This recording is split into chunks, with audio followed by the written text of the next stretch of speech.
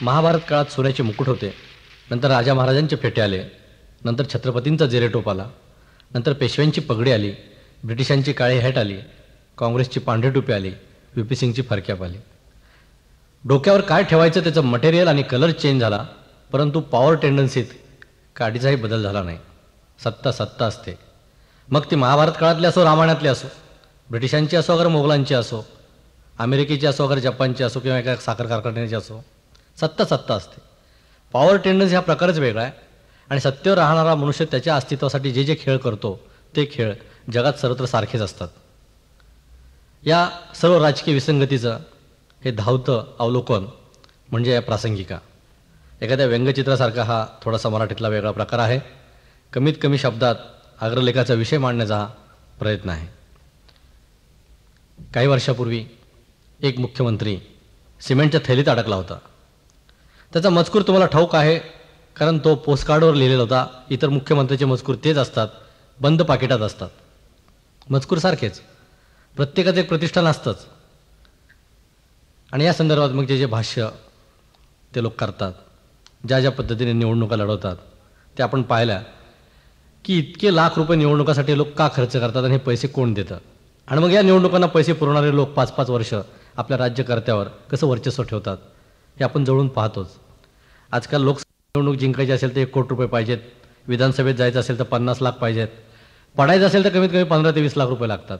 त्यामुळे कुठलाही सामान्य मनुष्य आजकालच्या निवडणुका हे लढूच शकणार नाही. पहिली कविता कि जिनकी ऊपर निष्ठा थी उन्हें प्रतिष्ठा मिली और जिन्हें प्रतिष्ठा मिली उनकी प्रतिभा ने उन्हें प्रतिष्ठान दिया. जिन्हें प्रतिष्ठान मिला उनको चंदा मिला, जिन्हें प्रतिष्ठान मिला उनको चंदा मिला, राजनीति के साथ साथ एक नया धंधा मिला. तो परमिट उनके हाथ में थे, परमिट उनके हाथ में थे, इसीलिए चंदा देने वाले भी उनके साथ में थे. आपके हाथ में क्या है? उन्होंने गरीबों को रोटी का चित्र बताया, उन्होंने गरीबों को रोटी का चित्र बताया. आप क्या दिखाओगे? सैंडविच का?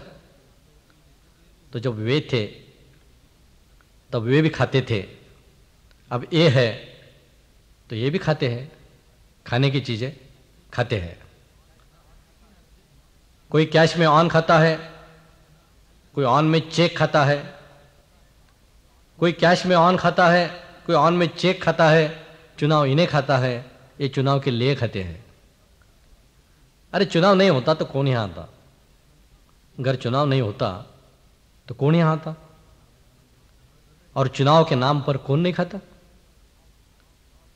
गरे जहर है, गरे जहर है तो आप इतना ही समझ लीजिए कि गरीबों के लिए बेचारे जहर खा रहे हैं. जो खाता है वह गाता है, जो खाता है वह गाता है. अल्लाह के नाम पे दे दाता, परमिट के नाम पे दे दाता. अल्लाह परमिट है, परमिट अल्लाह है, सब कुछ खुल्लम खुल्ला है. तो चलो हम भी खा लेंगे, चलो हम भी खा लेंगे. प्रारंभ से अंत तक खा लेंगे. प्रारंभ मैं लेता हूं, अंत तू ले, अंत तू ले, ऑन तू ले, ऑन तू ले. एकदा रस्त्यावर एक जादूगार खेळ करत होता. खूप गर्दी जमली होती. त्यात काही फॉरेनर्सही उभे होते. त्या जादूगाराने प्रथम बाटल्या फोडल्या, काचा खायला सुरुवात केली. नंतर विटा फोडल्या, विटांचे तुकडे खायला सुरुवात केली. नंतर टोपलीतले साप काढले आणि साप गिळायला सुरुवात केली. त्या ठिकाणी उभे असलेले जे परदेशी लोक होते त्यांना खूप आश्चर्य वाटलं की हा इतके दगड खातो, विटा खातोय, काचा खातोय, साप गिळतो, याला त्रास कसा होत नाही, रक्त कसं येत नाही.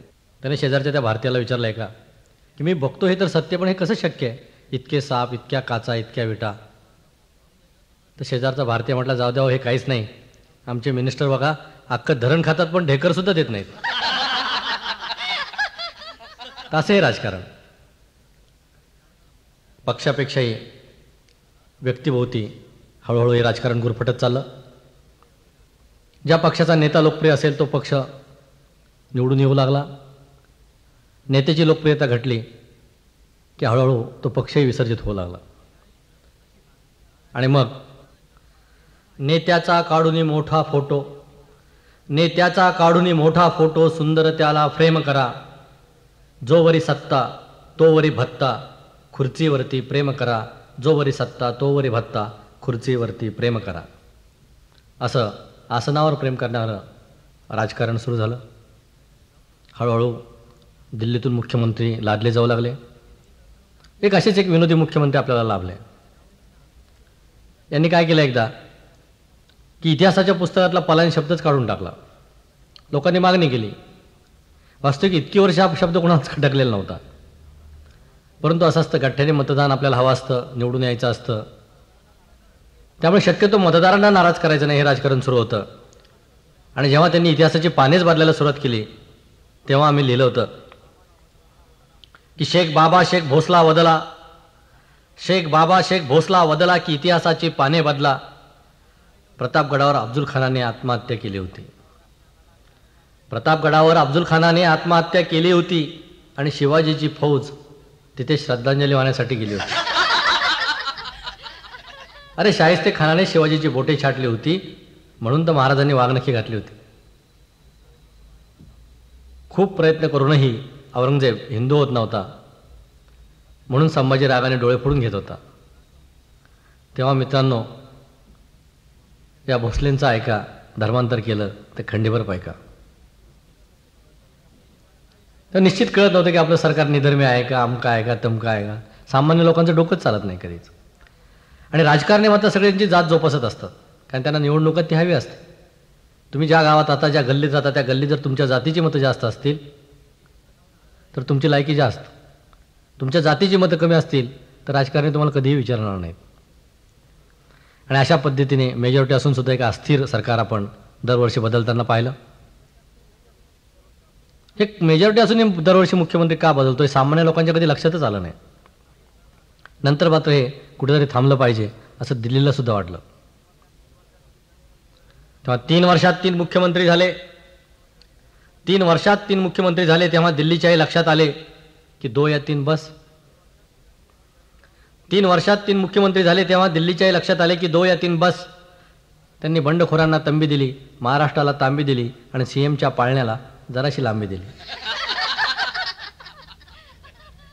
मुख्यमंत्री बदलत गेले. दिल्ली पुढे लोटांगणं सुरू झाली. महाराष्ट्राचा आवाज हा स्वतःच्या हातात राहिलाच नाही. प्रत्येक गोष्टीसाठी दिल्लीकडे पाहावं लागत होतं. आम्हाला खूप वाईट वाटलं की खरंच ही गटबाजी जर नसती महाराष्ट्रात तर इतकी मान कोणाची काही गरज होती का. एकदा अशाच एका समारंभात सगळे 8चे लोक एकत्र आले होते. शिवाजी महाराजांच्या पुतळ्याचं उद्घाटन होतं. आम्ही विचार केला की काय वाटत असेल महाराजांना बरे पाहून. काय म्हणत असतील महाराज की अशीच आमुची एकी असती वदले छत्रपती, अशीच आमुची एकी असती वदले छत्रपती, दिल्ली ही वाकेल पाहुनी कराड बारामती. परी घोड्याने लीद टाकली पुतळा डळमळला आणि स्वप्नभंग शिवबाचे पाहुणी सह्याद्री तळमळला. स्वप्नभंग शिवबाचे पाहुणी सह्याद्री तळमळला. राजकारणात गटबाजीचं महत्त्व वाढत गेलं. पक्षापेक्षा लोक आपल्या गटावर जास्त प्रेम करू लागले. मी नेहमीच सांगतो की हिंदू धर्म आणि हा पक्ष, कधी कधी राजकीय पक्ष, हे नेहमी समांतर चाललेले असतात. तसं त्या धर्मात जसं आपली जात महत्त्वाची, धर्म नंबर 2ला, तसं राजकीय पक्षातसुद्धा आपला गट महत्त्वाचा, पक्ष नंतर. आपल्या गटाचं नुकसान होता कामा नये, पक्षाचं झालं तरी चालेल. आणि अशा या अस्थिर राजकारणात सामान्य लोकांना वाटलं की विरोधी पक्षाकडे तरी कोणाकडे पाहायचं. मध्यंतरी सर्व विरोधी पक्ष एकत्र आले, त्यांनी आघाडी स्थापन केली. पण ज्या ज्या वेळेस विरोधी पक्षांची आघाडी एकत्र आलेली त्यावेळेस आपण पाहिलं की यांचं नेतृत्व काँग्रेसच्याच लोकांनी केलेलं आहे. मग ते जनता दलाचे मोरारजी देसाई असोत, चरणसिंग असोत, VP सिंग असोत, आघाडी विरोधी पक्षांची आणि यांचा नेता मात्र काँग्रेस रिटर्न. त्याने खाल्ली सिमेंटची थैली, यांनी खाल्ली धारावी. आपण आता आरशात पाहून आपल्याच तोंडात मारावी. जेव्हा डोकं गरगरतं तेव्हा स्विच ऑफ करावा आणि जय जयकार करण्याचा मार्ग पत्करावा. काँग्रेसलाच नेता मानणाऱ्या भाजपचा जय जयकार, भाजपला सवत मानणाऱ्या शेकापचा जय जयकार, शेकापला सावत्र बहीण मानणाऱ्या जनताचा जय जयकार, तर भांडवलाअभावी वर न येणाऱ्या कम्युनिस्टांचा सुद्धा जय जयकार, काँग्रेसच्याच मांडीवर बसणाऱ्या दलितांचा जय जयकार, गठ्ठ्याने मतदान करणाऱ्या मुसलमानांचा जय जयकार, गावात काडी किंमत नसलेल्या अल्पसंख्य हिंदूंचा जय जयकार, छत्रपतींच्या नावाने जगणाऱ्या 2% बागायतदारांचा जय जयकार, तर दलितासारखंच जिनं जगणाऱ्या 80% जिरायतदार मराठ्यांचा सुद्धा जय जयकार, निवडणुकांना पैसे पुरवणाऱ्या व्यापाऱ्यांचा जय जयकार, पैसे घेऊन मत देणाऱ्या मतदारांचा जय जयकार, तर शाळेत झोपणाऱ्या आणि शिकवणीत कमावणाऱ्या शिक्षकांचा सुद्धा जय जयकार, 4 कविता लिहून समाजसुधारक होणाऱ्या गावठी क्रांतिकारकांचा जय जयकार, तर इतक्या रामायणानंतर राजीव देशाची गरज आहे असं म्हणणाऱ्या रामदास फुटाणेचा सुद्धा जय जयकार.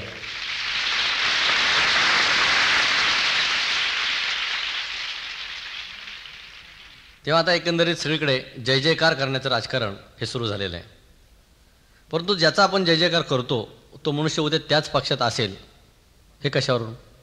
पुढच्या 5 वर्षानंतर तो पुन्हा ज्याच्या नावाने ओरडत असतो त्याच पक्षात सामील होतो आणि त्याच्याच तिकीटावर उभा राहतो, कदाचित कधी कधी तो मंत्रीसुद्धा होतो. आणि मग आपलं डोकं चालत नाही की हे सगळं असं कसं, हे लोक इतके मोठे असे कसे झाले आणि इतके मोठे लोक इतके छोटे कसे झाले. तर सारेच असे तसे कसे आणि सारेच तसे असे कसे, सारेच असे तसे कसे आणि सारेच तसे असे कसे. अरे धारदार सुरेसुद्धा वाजंत्री झाले आहेत, धारदार सुरेसुद्धा वाजंत्री झाले आहेत आणि ज्यांना ढकलावं गजाड तेच गृहमंत्री झाले आहेत. लोकशाहीची चाड नाही, लोकशाहीची चाड नाही, विचारांची तळमळ नाही आणि मनोहर असला तरी भुजामध्ये बळ नाही. सारेच असे तसे कसे आणि सारेच तसे असे कसे. घराणेशाहीच्या फासामध्ये लोकशाहीचा गळा आहे आणि पुतण्याच्या राजकारणाला चुलत्याचा लळा आहे. पक्षनिष्ठ पतिव्रता पदराआड रडत आहे, पक्षनिष्ठ पतिव्रता पदराआड रडत आहे आणि नवी भटक भवानी मात्र विमानातून उडत आहे. तेव्हा सारेच असे तसे कसे आणि सारेच तसे असे कसे. ज्योतिबाची थाळी उचलताना चांगभलं म्हणतात. आपण गुड मॉर्निंग ऐवजी जर सकाळी चांगभलं म्हटलं तर दिवस ताजा तवाना वाटतो. रात्री झोपताना गुड नाईट ऐवजी जर आपण चांगभलं म्हटलं तर सुंदर सुंदर स्वप्न पडतात.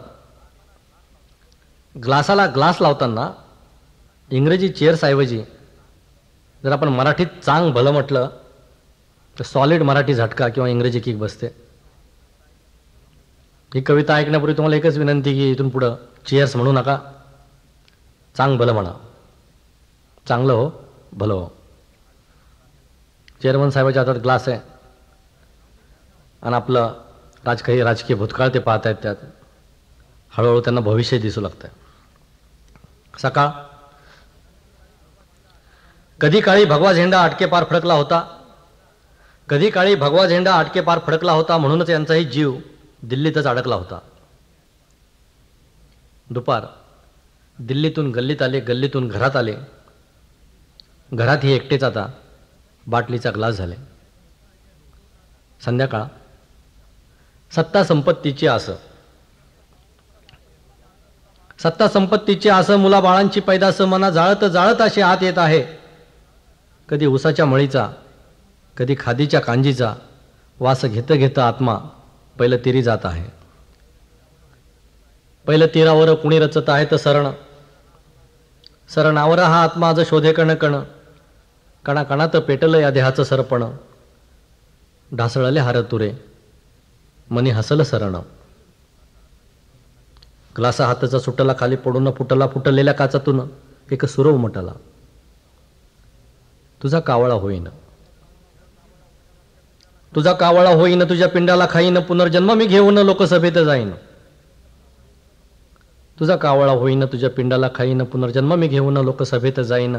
लोकसभेत जाऊन पुन्हा भाषण देईन, पुन्हा पेपरात फोटो, फोटो खाली आश्वासन, आश्वासनात शासन, शासनात हे आसन, आसनातच बसून टोपी घालून हसेन. तर पुन्हा नवीन कावळा, त्याचा नवा नवा पिंड, नव्या नव्या पिंडासाठी रोज निघे असे धिंड. धिंडीसाठी गर्दी लागे, गर्दीसाठी आत्मा जागे. जागरणासाठी ग्लास, ग्लासासाठी सोमरस, सोमरसात बुडाली सारी जगण्याची आस. तर असं उडाली आकाशी, असं उडाली आकाशी ग्लास रिकामा तळाशी. तळागाळाच्या लोकांचं देव करो आता भलं, तळागाळाच्या लोकांचं देव करो आता भलं. सारे उचल रे ग्लास, म्हणा म्हणा चांग भलं, चांग भलं, चांग भलं. राज्यकर्त्यांना आपल्या मृत्यूनंतरही आपली काय व्यवस्था करायची, आपण कुठे जाऊन बसायचं, याची पूर्वतयारी ते करत असतात.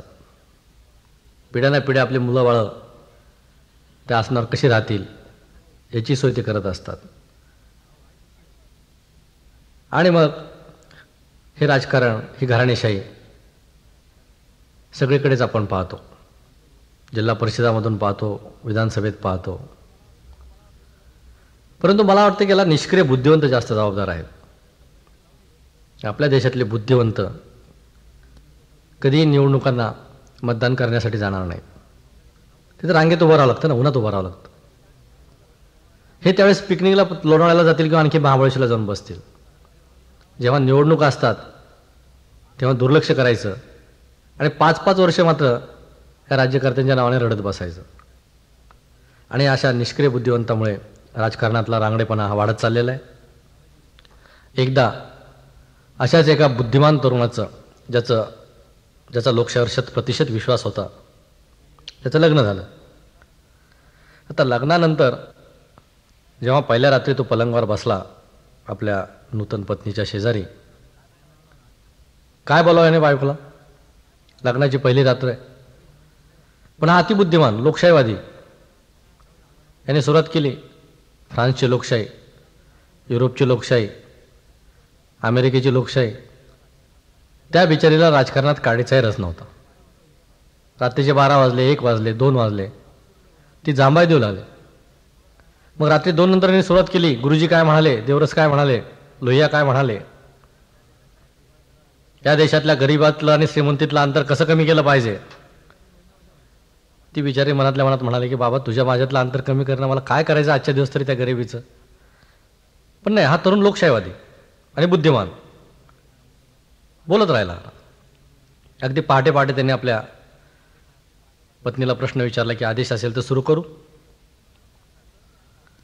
तिला कळलं नाही हा काय बोलतोय ते.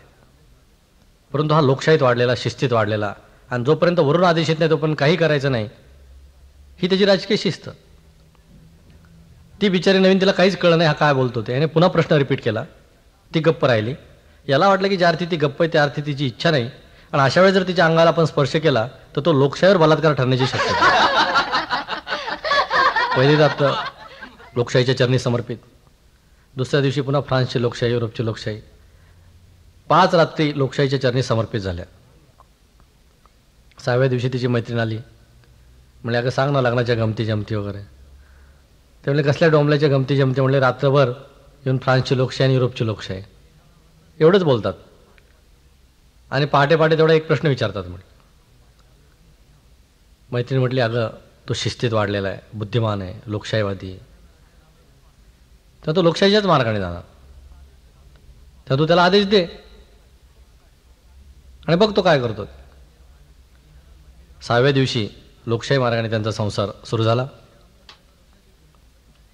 काही दिवसानंतर हे आपल्या पत्नीला घेऊन सासरवाडीला गेले. जावई बापू प्रथमच आलेले. पंचपक्वान्न केले, पाट टाकला, रांगोळ्या काढल्या, उदबत्त्या लावल्या. सासूबाईंची चुलीजवळ बसलेली, हे पाटावर बसलेले. याची पत्नी अंगणात धुणं वाळत घालत होती. आता जेवायचं कसं, आदेश नाही. उदबत्त्या जळून राग झाल्या, जेवण थंड झालं. शेवटी न राहून त्याने सासूबाईंना विचारलं की सासूबाई आदेश असेल तर सुरू करू. इतक्यात त्याची पत्नी अंगणातून किंचाळली, आई आदेश देऊ नकोस. असे बुद्धिमान. आपल्या देशात अनेक महत्त्वाचे दिवस साजरे केले जातात. पण अनेक लोकांचं या दिवसाकडे दुर्लक्ष असतं. ते तसं राहू नये म्हणून शासनाने काही काही योजना अंमलात आणलेल्या आहेत. एकदा 30 जानेवारीला मी दिवसभर विसरलो होतो की नेमकं आज काय घडलं ते. पण जशी रात्र जवळ आली तेव्हा मात्र लक्षात आलं की अरे आजचा दिवस जरा वेगळा आहे. या संदर्भातलं एक छोटं भाष्य की जाणून बुजून शासनाने लोकांना दारूबाज केले. जाणून बुजून शासनाने लोकांना दारूबाज केले. अरे ड्रायडेमुळे तर कळलं महात्मा गांधी आज गेले. एक छोटासा तुकडा आहे की गेल्या 40 वर्षात बराच बदल आपल्या देशात घडून आलेला आहे. परिवर्तन घडलं पण वेगळ्या प्रकारे घडलं. या संदर्भातली एक छोटीशी वात्रटिका की बामणानं मटण महाग केलं. बामणानं मटण महाग केलं आणि दलितानं पुस्तक महाग केलं. बामणानं मटण महाग केलं, दलितानं पुस्तक महाग केलं. समाजवादाचं ओझं एकमेकांच्या दारात नेलं. त्यात आपल्या काय बापाचं गेलं. राज्यकर्त्यांना आपण नाव ठेवतो. जे लोक काम करतात त्यांच्याकडून चुकाही होतात. पण जे काहीच काम करत नाही त्यांना आपण नेहमीच चांगलं म्हणत असतो, कारण त्यांच्या चुकाच आपल्याला कधी माहीत नसतात. सगळ्या क्षेत्रात, शिक्षण क्षेत्रात काय परिस्थिती. मेडिकलला जायचं असेल तर 5 लाख रुपये ॲडमिशन फी पाहिजे. इंजिनिअरला जायचं असेल तर 1 लाख 2 लाख पाहिजेत. कुठून आणायचे पैसे सामान्य माणसांनी, कसे मिळवायचे प्रवेश. आणि जो 5 लाख रुपये घेऊन डॉक्टर होतो तो उद्या काय करणार. मुलाच्या शाळेतील प्रवेशासाठी आईने 16 सोमवार केले. मुलाच्या शाळेतील प्रवेशासाठी आईने 16 सोमवार केले. बापाने 16 शनिवार केले. चिरंजीवाला घेऊन दोघेही शाळेत गेले. बापाच्या खिशाकडे पाहून प्रिन्सिपल हसला. बापाच्या खिशाकडे पाहून प्रिन्सिपल हसला. नोटा देताच पोरगा वर्गात बसला.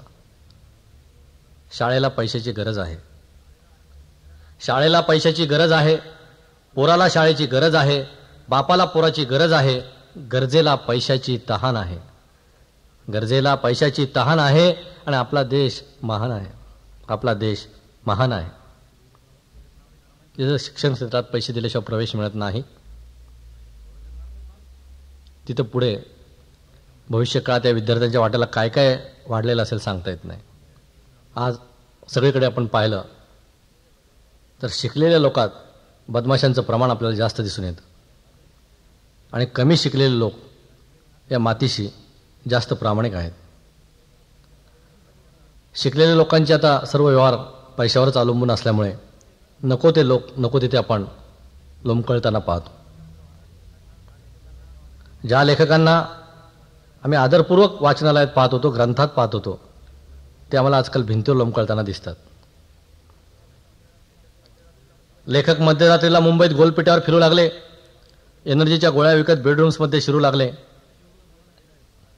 काही रती महारथी सन्मानासाठी भटकू लागले आणि फासावर लटकावं तसं कॅलेंडरवर लटकू लागले. काल निर्णय त्यांच्या हाती होता. काल निर्णय त्यांच्या हाती होता. आज ते परावलंबी आहेत. काल अर्थ वाटण्यासाठी होता. आज अर्थावलंबी आहेत. आज अर्थावलंबी आहेत. जर शिकलेले लोक प्रत्येक गोष्टीचे रिटर्न्स काउंट करू लागले, आपल्या बायका मुलांची अगदी पिढ्याने पिढ्याची व्यवस्था करू लागले, पेन्शनची व्यवस्था करू लागले, कमीत कमी श्रमात जास्त श्रीमंत कसं होता येईल याचा विचार करू लागले, तर मग या देशाच्या सगळ्या गोष्टी आपण सामान्य लोकांवरच टाकणार आहोत का? देशप्रेमाची अपेक्षा गोरगरिबाकडूनच करणार आहोत का? 40 वर्षानंतर आपण आज मालटकच्या मागे किंवा एखाद्या बसच्या मागे लिहितो की भारत माझा देश आहे. अरे गेली 40 वर्ष तो नव्हता का? आज का संशय आला तुम्हाला की हा माझा देश आहे म्हणून सांगण्याची काय गरज काय पडली? या गोष्टीची खरं पाहिलं तर आपल्याला लाज वाटली पाहिजे. जो आपलाच देश आहे तो आहे म्हणून बसच्या मागे कशाला यायचं? भारत माझा देश आहे. पण आता परिस्थितीच अशी आलेली आहे. शिकलेले लोक जास्त स्वार्थी होत चाललेले आहेत.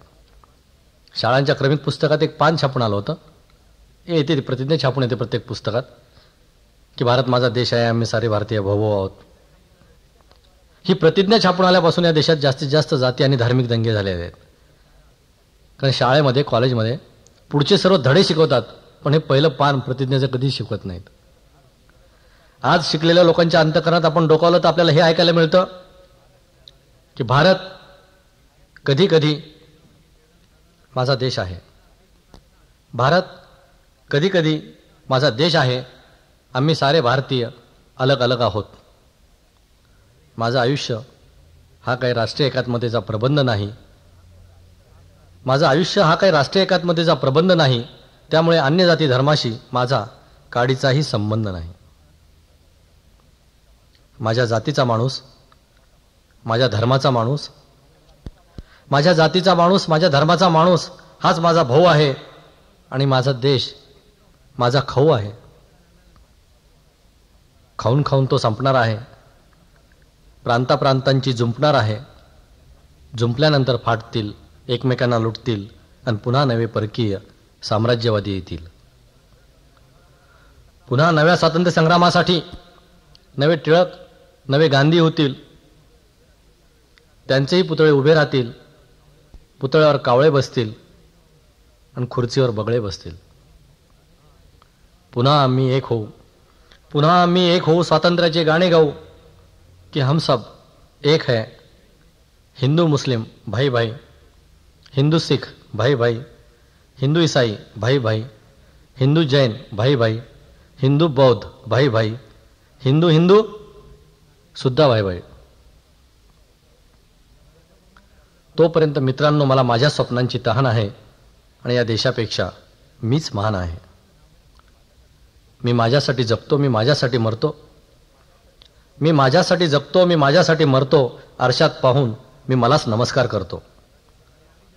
तेव्हा माझा जय जयकार असो, माझ्या जातीचा जय जयकार असो, माझ्या धर्माचा जय जयकार असो, माझ्या पंथाचा जय जयकार असो, माझ्या प्रांताचा जय जयकार असो आणि झालंच तर कधी कधी माझ्या देशाचा सुद्धा जय जयकार असो. झालंच तर कधी कधी माझ्या देशाचा सुद्धा जय जयकार असो.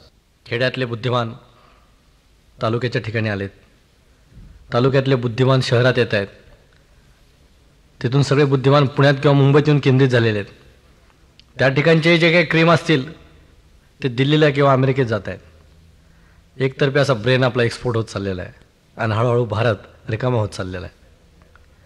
त्यामुळे या देशात तर काही लोक इंडियात राहतात आणि 80% लोक भारतात राहतात. तेव्हा भारतात राहणाऱ्याचे प्रश्न वेगळे आहेत आणि इंडियात राहणाऱ्याचे प्रश्न वेगळे आहेत. त्यामुळे कुठे ताळमेळच जमत नाही. सरकारच्या योजना ह्या काही सगळ्या भारतासाठीच असतात असं नाही. त्याचे फायदे लुटतात ते इंडियावाले लुटतात. आणि म्हणून हा एक सुप्त असा संघर्ष भारत विरुद्ध इंडिया हा चालू आहे. 80% लोकांना पिण्याचं स्वच्छ पाणी मिळत नाही. सकस आहार नाही. त्यांना किती आपण औषधं दिली किंवा जीवनसत्व दिली, जोपर्यंत ते अशुद्ध पाणी पित आहेत तोपर्यंत त्यांचं आरोग्य कसं चांगलं होईल.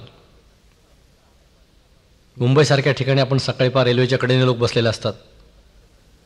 खेड्यात गेलं तर सकाळी लोक रस्त्याच्या कडेने बसलेले असतात. बसणाऱ्यांना लाज नाही, बघणाऱ्यांना लाज नाही. जगात असं दृश्य कुठं दिसत नाही. हे आपल्याच देशात दिसतं.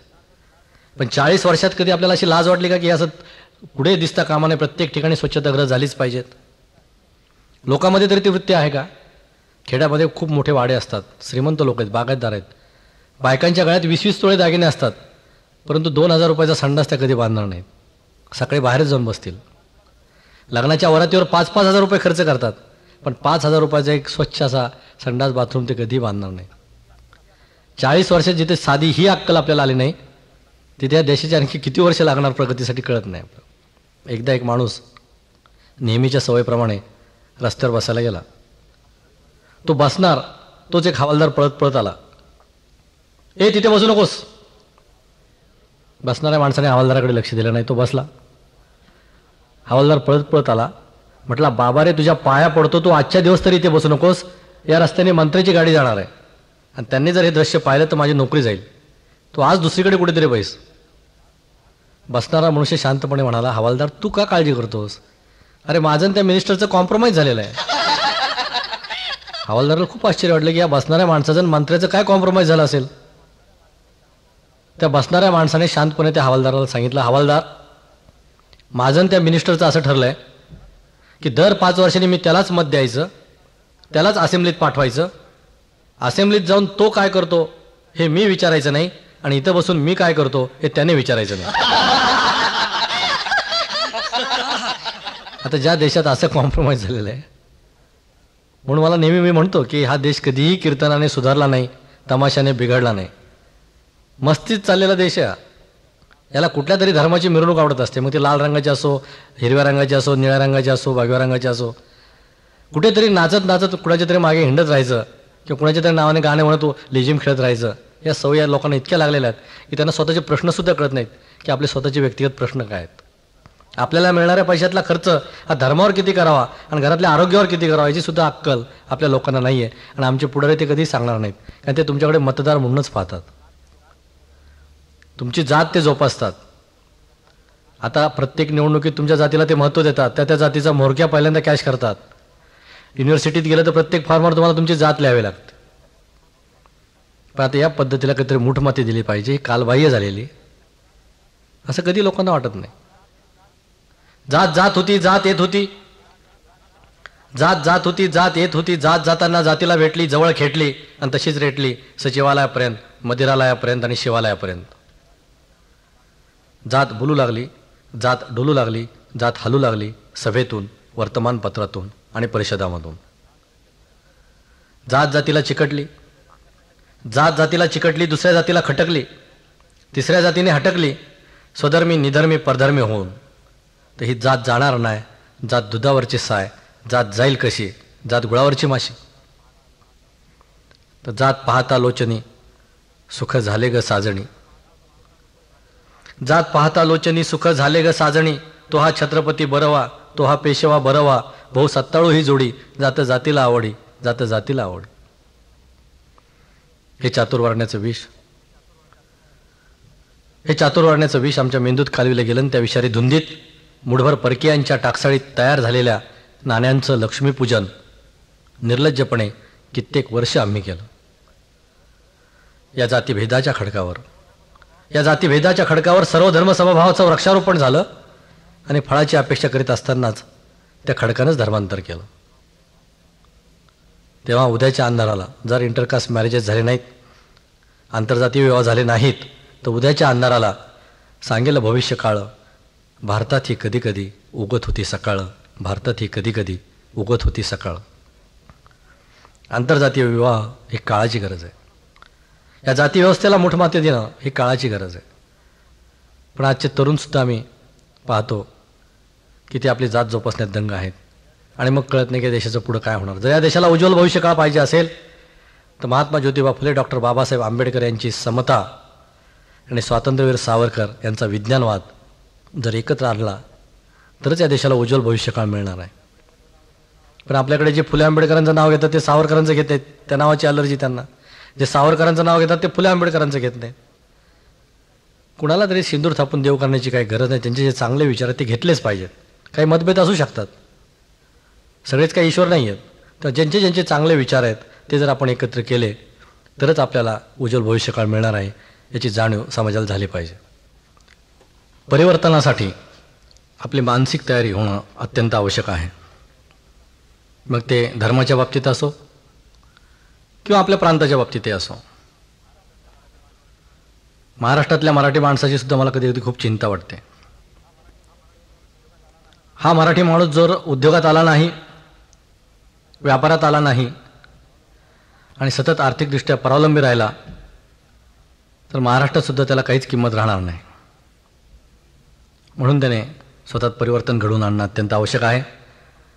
या बाबतीत ज्या ज्या समाजाकडून आपल्याला चांगलं शिकता येईल ते शिकलं पाहिजे. मारवाडी समाजाकडून व्यापार शिकला पाहिजे, सिंधी लोकांची चिकाटी शिकलं पाहिजे, गुजराती लोकांचा जो घरातला मोकळेपणा आहे वागण्यातला, बोलण्यातला, जगण्यातला, तो शिकला पाहिजे. पण आपली परिस्थिती विचित्र झालेली. आपण सर्वच जण पाश्चिमात्य संस्कृतीचं अनुकरण करीत आहोत. अमेरिकेत, युरोपमध्ये काय चाललेलं आहे त्याचं अनुकरण मुंबईने करायचं, मुंबईत काय चाललेलं आहे त्याचं पुण्याने करायचं, पुण्याचं अनुकरण मग ग्रामीण भागाने करायचं. आणि दूरदर्शनतर्फे आता एकतर्फी हा प्रवाह संस्कृतीचा वाहत आहे. त्यात मराठी पण हरवून चाललं आहे, याची फार मोठी खंत आहे. महाराष्ट्राचं शासनसुद्धा इंग्रजीतच पत्रव्यवहार करतं. ते पाहिलं की वाईट वाटतं. काय अवस्था आहे मुंबईत आज मराठी माणसाची, पुण्यात काय अवस्था आहे. मुंबईत आपण पहा मराठी माणूस कसा दिसतो, कुठे दिसतो. मराठी माणूस फेकला गेला, महाराष्ट्राला अवकळ आली. मराठी माणूस फेकला गेला, महाराष्ट्राला अवकळ आली आणि पाहता पाहता मुंबईची 25 वर्षात बंबई झाली. आणखीन 25 वर्षानंतर मुंबईत मराठी माणूस नसेल. आणखीन 25 वर्षानंतर मुंबईत मराठी माणूस नसेल. गिरगावातल्या शिलालेखावर फक्त पुढील मजकूर असेल की इस स्थान पर बंबई का अंतिम मराठा बटाटावडा खाते खाते अल्लाह को प्यारा हो. जय बंबई, जय इंडिया माता.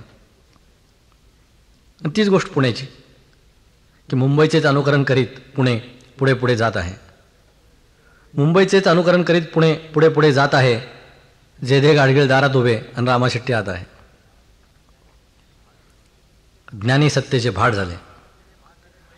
ज्ञानी सत्तेचे भाट झाले, पैलवान बारमध्ये शिरले.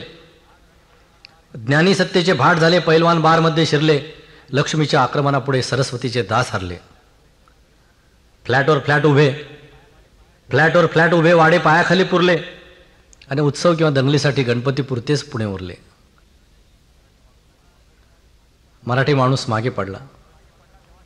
मराठी माणूस मागे पडला तेव्हा शनिवारवाडा पर्वती जवळ जाऊन ढसाढसा रडला की ताई, ताडेवाले माडेवाले परमिटवाले येणार आहेत आणि पुण्याची अस्मिता ओंकारेश्वरला नेणार आहेत.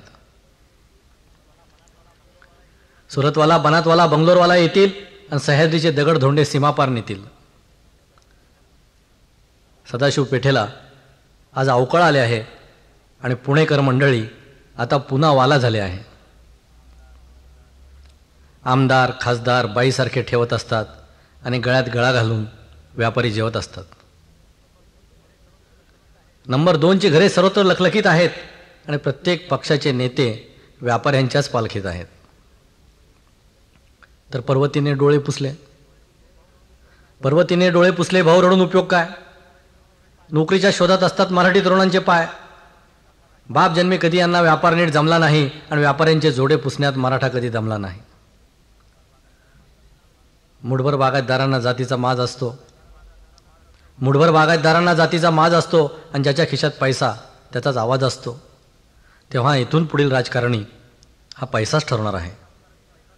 इथून पुढील राजकारणी पैसाच ठरवणार आहे आणि पुण्याचा लक्ष्मी रोड सदाशिवची जिरवणार आहे. शनिवारवाड्याचे डोळे पुसतानाच पर्वतीलाही घाईवरून आलं आणि ती शेवटी म्हणते की हळूहळू माझ्या छातीत लोखंड सिमेंट घुसत आहे. हळूहळू माझ्या छातीत लोखंड सिमेंट घुसत आहे. तरीसुद्धा भाऊराया मी तुझेच डोळे पुसत आहे. तरीसुद्धा भाऊराया मी तुझेच डोळे पुसत आहे. तेव्हा मराठी माणसांनी आता पुन्हा आत्मपरीक्षण करण्याची वेळ आलेली आहे. हे विचार कदाचित काही लोकांना फार संकुचित आणि प्रादेशिक वाटण्याची शक्यता आहे. पण जो मराठीवर प्रेम करतो तोच या भारतावर प्रेम करू शकतो असं मला वाटतं.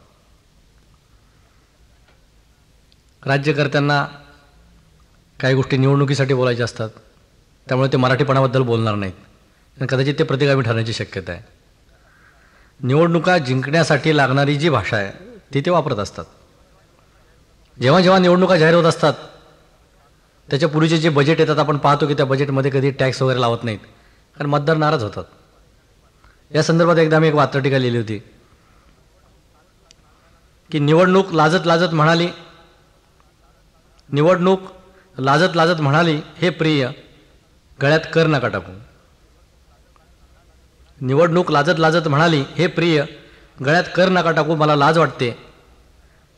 तेव्हा सुशील प्रणय मुखर्जी म्हणाले, डार्लिंग जाणवणार नाही असा अधिभार लावतो आणि उत्पादन केंद्रावरच कर ठेवतो. मित्रांनो, हा वात्रटिका प्रकार कधीकधी अतिरेकी प्रकारचा लोकांना वाटतो. वात्रटिका म्हटलं की अश्लीलता त्याचा थोडासा गुणधर्म असतोच. पूर्वीच्या वात्रटिका लिहिण्यात आल्या तर स्त्री पुरुष संबंध हाही गृहीत धरलेला होताच वात्रटिका लिहिताना लोकांनी. मात्र त्यात थोडासा संयम असावा लागतो. मी या वात्रटिका बऱ्याचशा राजकारणासाठी वापरल्या, पण अनेक कविता माझ्या काही वात्रटिका नसून त्या प्रासंगिक आहेत, कधीकधी त्या गंभीर विषयावर सुद्धा आहेत. पण आता मी काही लिहिलं तर लोक वात्रटिकाच म्हणतात, हा माझा काही दोष नाही. तशी वात्रटिका मी 20 वर्षापूर्वी लिहिली होती, एक पांढरी शुभ्र. तीच वात्रटिका बदलत बदलत पुढे कशी आली हे आपण पाहू शकतो. 20 वर्षापूर्वी एकदा एक वात्रटिका लिहिली होती मी, सवलत नावाची, फॅसिलिटी. की एक होती आवा तिला भेटला बुवा. एक होती आवा, तिला भेटला बुवा. बुवा म्हटलं कवा. ती म्हटली म्हणताल तवा. एक होती आवा, तिला भेटला बुवा. बुवा म्हटला कवा. ती म्हटली म्हणताल तवा. मांडवात लावा, रजिस्टर लावा, मोतूर लावा, नाही तर तशीच ठेवा. आता ही सवलत नावाची वात्रटिका नंतर रंगभूमीवर आली. आयुष्यभर आम्ही रंगभूमीवर फुलराणीची भक्ती केली. आयुष्यभर आम्ही रंगभूमीवर फुलराणीची भक्ती केली. तिने मात्र लग्न करून बळी पंचांगाला मुक्ती दिली. वात्रटिका हिंदी सिनेमाच्या पडद्यावर आली की नादिराच्या आयुष्यातून नवरा बाद झाला आणि राष्ट्रसेवा दलाच्या शिक्षणातून एक नवा समाजात आला की करदोडा आणि जाणून नसलेली मंडळीसुद्धा रडली आणि महाराष्ट्राची अस्मिता हिंदी हिरोच्या गळ्यात पडली. वात्रटिका पुढे आली, ऑफिसमध्ये आली, तिचा रंग बदलला. खरं पाहिलं ते लिहिताना मी वात्रटिका म्हणून लिहित होतो, पण नंतर मला कळलं की हा प्रश्न फार गंभीर आहे. शहर असो अगर खेडं असो, आजही नोकरी करणाऱ्या महिलांच्याकडे पाहण्याचा समाजाचा जो दृष्टिकोन आहे तो बदललेला नाही. मग ती मोठ्या शहरातली स्त्री असो किंवा खेड्यातली असो. आणि ही वेदना आहे, तशी काही वात्रटिका नाही आहे. हजारो वर्षापूर्वी सीता अशोकवनात गेली होती. आजही सीता अशोकवनात जाते, सकाळी 10ला जाते, संध्याकाळी 6ला परत येते. कधी कधी सीता ओव्हरटाईम करते. एका पगारात भागत नाही म्हणून दुसरा पगार, दुसऱ्या पगारात भागत नाही म्हणून ओव्हरटाईम. पूर्वी घडलं ते रामायण होतं आणि आजकाल जे घडतं आहे ते दामायण आहे. अशोकवनातून परत येणाऱ्या सीतेसारखी, अशोकवनातून परत येणाऱ्या सीतेसारखी जेव्हा ती ऑफिसमधून घरी परत येते तेव्हा त्याला बससुद्धा मारुतीसारखी वाटते. अशोकवनातून परत येणाऱ्या सीतेसारखी जेव्हा ती ऑफिसमधून घरी परत येते तेव्हा त्याला बससुद्धा मारुतीसारखी वाटते. आता तो धोब्याच्या कोणत्याही आणि कसल्याही शब्दाकडे लक्ष देत नाही. आता तो धोब्याच्या कोणत्याही आणि कसल्याही शब्दाकडे लक्ष देत नाही, कारण अग्निपरीक्षा बँक बॅलन्समध्येच भस्म होते. अग्निपरीक्षा बँक बॅलन्समध्येच भस्म होते. जटायू बसस्टॉपवरच तिला टाटा करतात अशोकवनासाठी. जटायू बसस्टॉपवरच तिला टाटा करतात अशोकवनासाठी. शेजारी पाजारी भावासारखेच वागतात. शेजारी पाजारी भावासारखेच वागतात, फक्त लक्ष्मण रेषाऐवजी लाईन मारतात. ती दाम कमावते लवासाठी, तो दाम कमावतो कुशासाठी. दाम नाकात दम आणतो, दामासाठी जगलं पाहिजे, दामायण घडलं पाहिजे आणि सीता रोजच अशोकवनात गेली पाहिजे. दामायणासाठी सीता रोजच अशोकवनात गेली पाहिजे, दामायणासाठी. तशी 25 वर्षापूर्वी लिहिलेली कविता आहे. त्यावेळेस मी शिक्षक वगैरे होतो, परंतु फुटाणे या आडनावामुळे लोक मला काही कवी म्हणत नव्हते. त्यावेळेस साहित्यिकासाठी जी काही आडनावं लागतात ती काही माझ्याकडे नसल्यामुळे त्यावेळेस खूप पंचायत व्हायची मला. एक मनुष्य रस्त्यावर कटपीसचे तुकडे विकतो आणि सांगतो की ह्या जगात कुठली वस्तू आखणं नाही, प्रत्येक वस्तू कशा ना कशाचा एक तुकडा कटपीस आहे. कि था बेच रहा कटपीस हाथ पर, था बेच रहा कटपीस हाथ पर, कोई बनिया फुटपाथ पर. पब्लिक को उसने टटोला, चिल्ला चिल्ला कर वह बोला, क्यों जाते भैया दुकान में क्या रखा है वह थान में. क्यों जाते भैया दुकान में क्या रखा है वह थान में, पूरा थान ना ले पाओगे, काट के कपड़ा ले जाओगे. कपड़े को काटेगा दर्जी, कपड़े को काटेगा दर्जी, जैसी होगी उसकी मर्जी. तो बोलो अम्मा बोलो भाई, कटपीस की इस दुनिया में चीज कौन सी अखंड आई. पर्ण फूल डाली के टुकड़े, पर्ण फूल डाली के टुकड़े वृक्षों ने बाहों में पकड़े.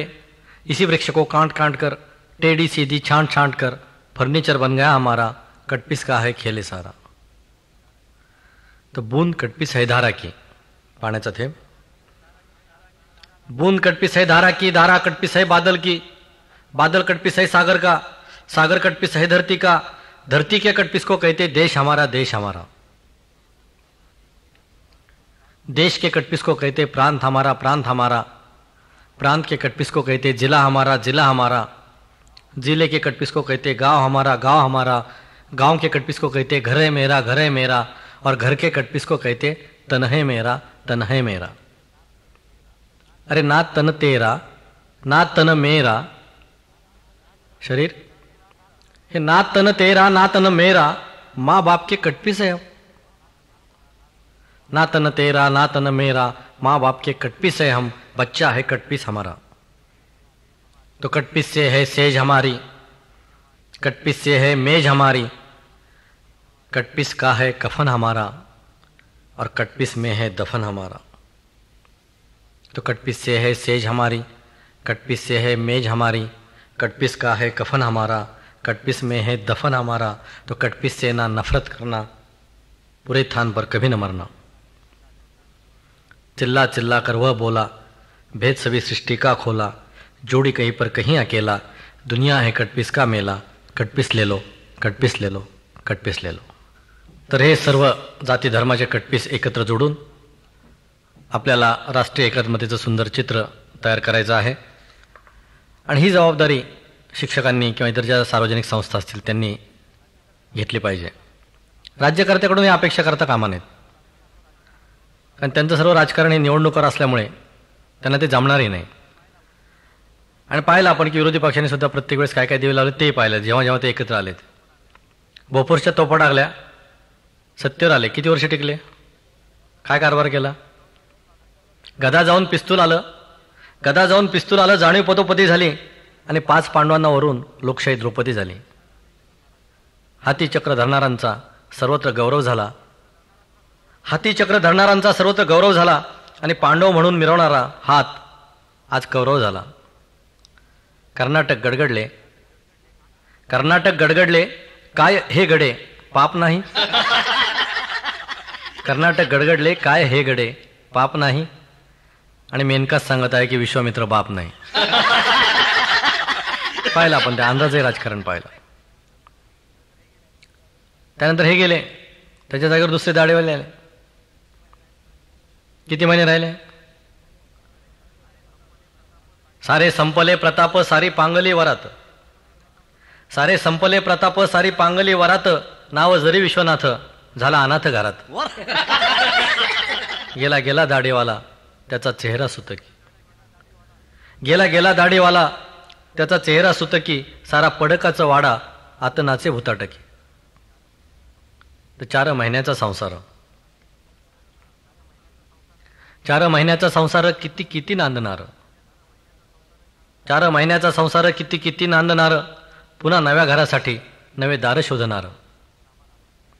तर रामा रामा रामा, रामा रामा रामा अशी कशी तुझी रीत, रामा रामा रामा अशी कशी तुझी रीत, कमळाच्या पाकळ्यांना लाभे चिखलाची प्रीत। तर हे चिखलात उभे, ते उभे गटारात, गटार म्हणजे पातळ चिखल आणि चिखल म्हणजे घट्ट गटार, मटेरियल सेम, इकडे जा तिकडे जा काही फरक नाही। हे चिखलात उभे, ते उभे गटारात, आणि मतदारांच्या कपाळी आलं स्मशान दारात, मतदारांच्या कपाळी आलं स्मशान दारात। हजारो वर्ष या देशातल्या गरिबांना नेहमी आश्वासनं दिली जातात राज्यकर्त्याकडून। 15 ऑगस्ट 1982 रोजी दिल्लीच्या लाल किल्ल्यावरून जेव्हा बाई भाषण करत होत्या आणि गरिबांना काही आश्वासन देत होत्या, त्या दिवशी लिहिलेली कविता आहे। कवितेचा प्रकार हा थोडासा ब्लॅक ह्युमरचा आहे, काळा विनोद या कवितेसाठी वापरलेला आहे। आशय इतकाच की गरिबी ही सगळ्या विभागाकडून वापरली जाते। काल रात्री 11:58 माझ्या दारात एक सुंदर तरुणी आली। काल रात्री 11:58 माझ्या दारात एक सुंदर तरुणी आली होती, सुंदर देखणी, पण वयाने जरा लहान वाटत होती। वयाने जरा लहान वाटत होती। मी तिला तिचं वय विचारलं तेव्हा ती म्हणाली, तारुण्याला कुठं वय असतं, तारुण्याला कुठं वय असतं, तरी सांगते 17 वर्षे 11 महिने आणि 29 दिवस। 17 वर्षे 11 महिने 29 दिवस। मी म्हणालो 2 मिनिटानंतर परत ये, 8ची होशील, कायद्याने सज्ञान होशील, मग रात्रभर भारताच्या सज्ञान भविष्यकाळाला जन्म देण्याचा आपण प्रयत्न करू। ती उपहासात्मक हसली, आत आली, खुर्चीवर बसली आणि म्हणाली, आज सकाळीच एका पुढाऱ्याकडे गेले होते, तोही म्हणाला उद्या ये, 8ची होशील, कायद्याने सज्ञान होशील, मतदार यादीत तुझं नाव घालतो, आणि मुंबईला नेऊन तुला दिल्ली दाखवतो. तो तर मेला पुढारी होता, आपण बुद्धिवादी आहात. तो तर मेला पुढारी होता, आपण बुद्धिवादी आहात. आजपर्यंत साहेब माझ्या आयुष्यात 2 मंत्री, 4 खासदार, 8 आमदार, 16 झेडपी, 32 सरपंच, 64 कलाकार आणि 128 कवी आले आहेत. कित्येक वेळा त्यांचा अधपात, तर 2 वेळा माझा गर्भपात झाला आहे. आता मला सारं कळतंय आणि वळणाचं पाणी वळणालाच वळतंय. लहानपणी वाटायचं की वस्त्र हे नेसण्यासाठी असतं. लहानपणी वाटायचं की वस्त्र हे नेसण्यासाठी असतं. आज मला कळते की ते कशासाठी असतं. लहानपणी वाटायचे की छाती बाळाला दूध पाजण्यासाठी असते. आज मला कळते की सत्ता आणि संपत्तीने मदांध झालेल्या वाघांच्या पंजासाठी असते.